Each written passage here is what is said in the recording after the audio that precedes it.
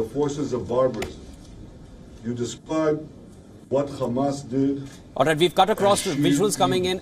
These are live visuals of exactly Joe Biden meeting with Benjamin Hamas Netanyahu. Murdered children in front of their parents, and parents in front of their children. They burnt people alive. They raped and murdered women. They beheaded soldiers. They searched for the secret hiding places where parents hid their children. And just imagine, Mr. President, the fear and the panic of those little children in their last moments as the monsters found out their hiding places. Hamas kidnapped women, children, elderly, Holocaust survivors. I know you share our outrage on this, and I know you share our determination to bring these people back. On October 7th, Hamas murdered 1,400 Israelis, maybe more.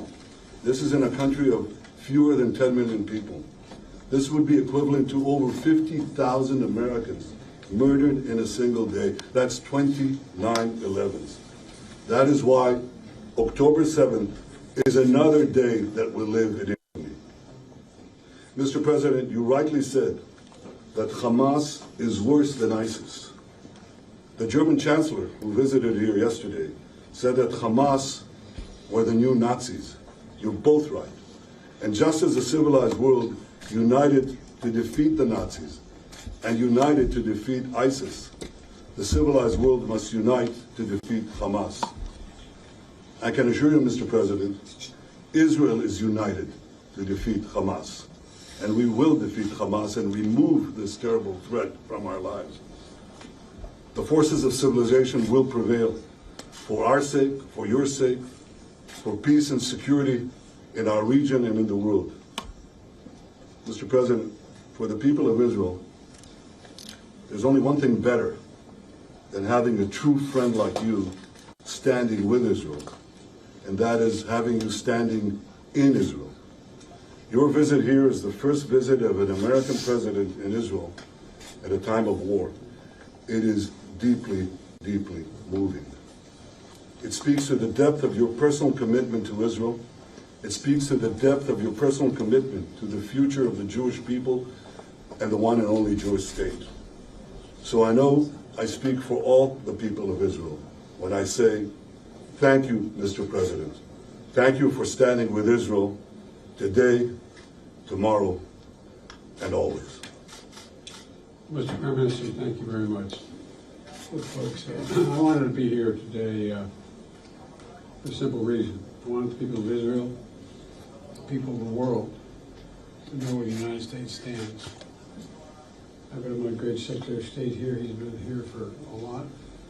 But I wanted to personally come and make that clear. Terrorist group Hamas has slaughtered, as has been pointed out, over 1,300 people. And it's not hyperbole, it's just slaughtered. And including 31 Americans. And they've taken scores of people hostage, including children. He said, imagine what those children hiding from Hamas are thinking. It's beyond my comprehension to be able to imagine what they're thinking. Beyond my comprehension. They committed evils atrocities that make ISIS look somewhat more rational. You know, Americans are grieving with you. They really are. And Americans are worried. Americans are worried because we know this is not an easy field to navigate, what you have to do. But the fact is that Israel, as they respond to these attacks, it seems to me that have to continue to ensure that you have what you need to defend yourselves. And we're going to make sure that occurs, as you know. And we have to also bear in mind that Hamas does not represent all the Palestinian people. And it has brought them only suffering. You know, years ago I asked the Secretary of State when he and I were working in the Senate to write something for him, and he said, he wrote a line that I think is appropriate. He said, it's not, we lead, not just, well, I won't go into it. I'll wait later. Taking too much time. But the point is this, that I was deeply saddened and outraged by the explosion at the hospital in Gaza yesterday. And based on what I've seen, it appears as though it was done by the other team, not you. But there's a lot of people out there not sure. So we've got to overcome a lot of things. And it also means encouraging life-saving capacity to help the Palestinians who are innocent, caught in the middle of this. And well, at any rate, that's who we are. Not just me, but I mean that's who the United States is. And it's just not the example of our power; it's the power of our example. It's almost as important. The world's looking. Israel has a value set like the United States does, and other democracies, and they're looking to see what we're going to do. So, Mr. Prime Minister, I'm very happy to be back in Israel with you. Thank you for having me, and I'm looking forward to having a thorough discussion about where everybody goes from here. But thank you, and I want to say to the people of Israel, their courage, their commitment, their bravery is stunning. It's really stunning. I'm proud to be here. Thank you. Thank you.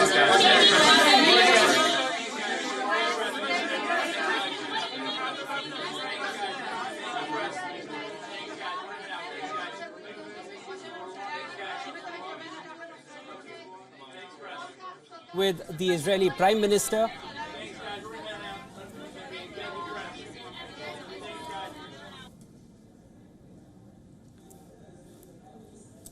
The US President interacting with Israeli Prime Minister, and a lot of statements which have come in from both sides. Biden said that the attack was carried out by the other side. He said US is deeply saddened and outraged by Gaza Hospital explosion, and as it seems, it was done by the other team.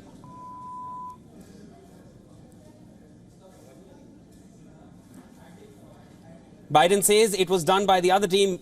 Israel was not behind the attack, but there are a lot of people out there, so not sure. He also said that Hamas makes ISIS look more rational.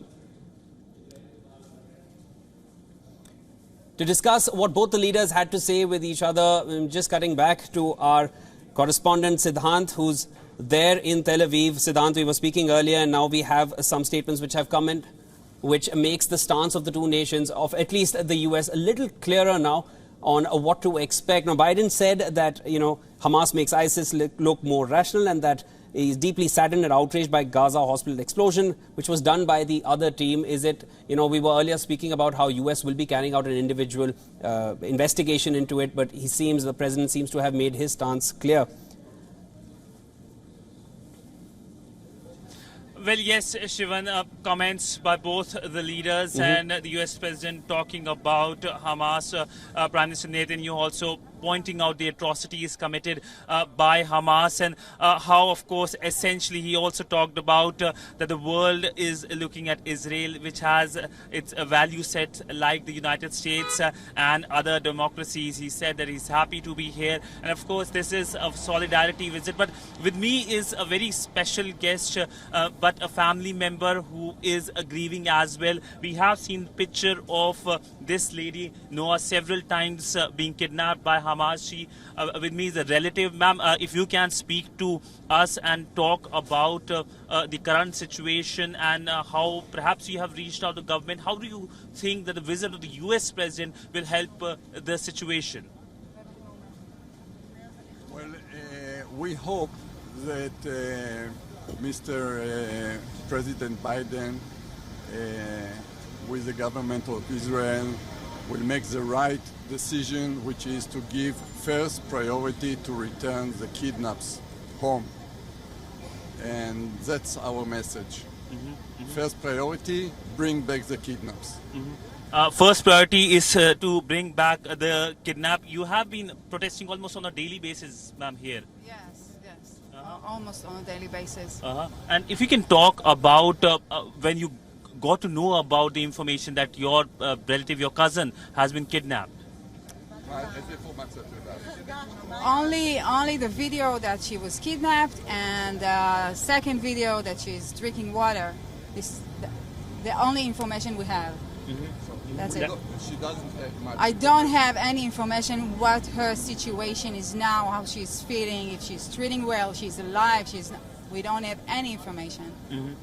But family members clearly in grief, and now of course the visit of the US President has started here in Tel Aviv. This is a visit that was expected to also see the US President traveling to Jordan as well, but now that visit, that leg of the visit has been cancelled. But essentially there are two things which I have witnessed. First, of course, heightened security on the ground. The further you go in the south, you see a lot of tanks on the ground. Here in Tel Aviv, it is much safer, but this city has come under several attacks, almost as a ritual. We know that every evening the sirens are blaring, and there have been rockets which have been intercepted by the Iron Dome. There are a few other people who have come to support. Ma'am, if you would like to speak, and you have a poster here, Free the Hostages. If you can talk about how you are supporting the family members who have come to protest and hoping that someone will hear their voice.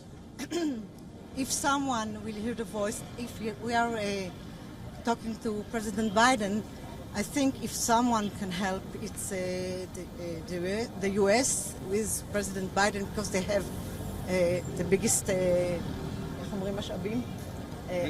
resources to help and to put their leg and to say, okay, this is it. We are all saying, bring the kidnapped home, bring the families together, keep them safe. They are not part of the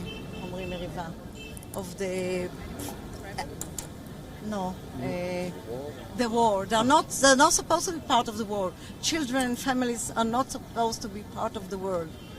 I think it has nothing to do with the Palestinians, because Hamas is a terror organization, and what they've done, it's not something that a soldier will do. The horrors they've done, it's only terror, and they took so many people, we don't know how they are. They want them to be liberated. So that's a word from the ground here, where of course the family members of the hostages are protesting, even as the US President is meeting with the top leadership here in Tel Aviv. Siddhant, now just to also highlight here that neither of the two leaders, Joe Biden or Benjamin Netanyahu, took any questions from the media, who were really overloaded with things to ask both the leaders. How do you see this? Well, essentially, this visit is a solidarity visit, and the presence of the US President in a war zone is a message in itself. Now, the comments made by the US President here in Tel Aviv will be closely watched in the Arab world, where there is groundswell anger over the actions in Gaza Strip. Now, President Biden has also told Netanyahu that a hospital strike seems to be done by the other team. Now, that's a significant statement, because in the fog of war there is a lot of misinformation, and when the story initially broke, we saw how there was the information coming from the Palestinian side that the Israelis were responsible, but the Israelis were quick to dismiss that, pointing out that it was the Islamic Jihad's attempt to fire a rocket, and it was a failed attempt, and that led to the incident. So the American side has made it clear that which side it is standing as of now, but how it will be seen in the Arab world, the wider Arab world, is something that is being closely watched, because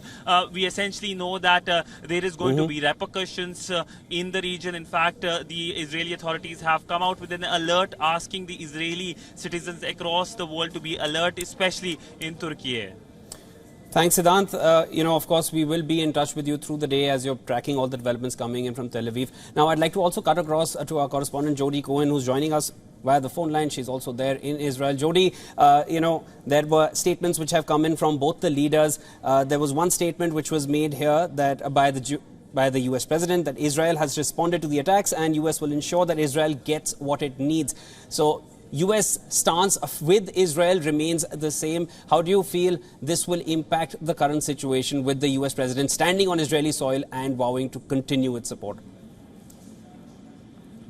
Right, so as you said, Prime Minister Netanyahu greeted President Biden when he landed in Israel, as did President Herzog. And President Biden is going to be meeting with Netanyahu, with senior officials.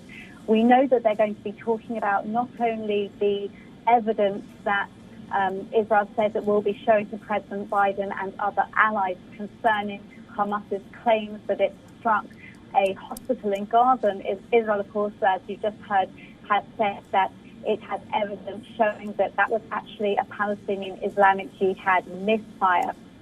We're also expected for them to talk about the announcement about a humanitarian zone in southwestern Gaza and to talk about Israel's strategy when it comes to this war against Hamas. Who, when he greeted President Biden, thanked him for coming, thanked him for what he called the unequivocal support that America has shown to the Israeli people. And he also talked about not just words, but actually America backing up those words with actions, citing specifically the 2 U.S. aircraft carriers that President Biden has sent to the region and ensuring that Israel has the tools that it needs to be able to defend itself, and saying that it's a very clear message that the U.S. and specifically President Biden has sent to Israel's enemies not to test its resolve. He talked about the moral clarity between the... Yes, Jody. Thank you so much for joining in, Jody. And, of course, you and Siddhant are both there very much in Israel, wishing everyone that they stay safe and all other civilians who are constantly living under the fear of an attack coming in. Here's hoping there's peace in the region very soon. Thank you so much for tuning in. This is WION World is One. We're continuously tracking all the developments coming in from Israel. Stay tuned, keep watching. I'm Shivan Chandna.